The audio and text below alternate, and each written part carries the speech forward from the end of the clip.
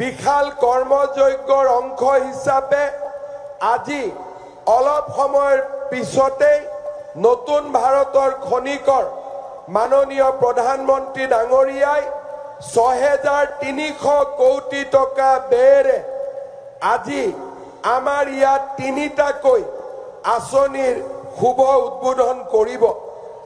আজি ৰাজ্যৰ ২৪ সংখ্যক মেডিকেল কলেজ হিচাপে দৰং মেডিকেল কলেজৰ আধাৰশিলা স্থাপন কৰা হ'ব। ৫৭০ কোটি টকাৰে নিৰ্মিত হ'বলগীয়া দৰং মেডিকেল কলেজত GNM স্কুল আৰু নাৰ্ছিং কলেজো সন্নিবিষ্ট থাকিব। ৩ বছৰৰ ভিতৰত এই মেডিকেল কলেজৰ নিৰ্মাণৰ কাম আমি সম্পূৰ্ণ কৰিম আৰু দৰং জিলাৰ ৰাইজৰ এক বহুদিনীয়া অভাৱ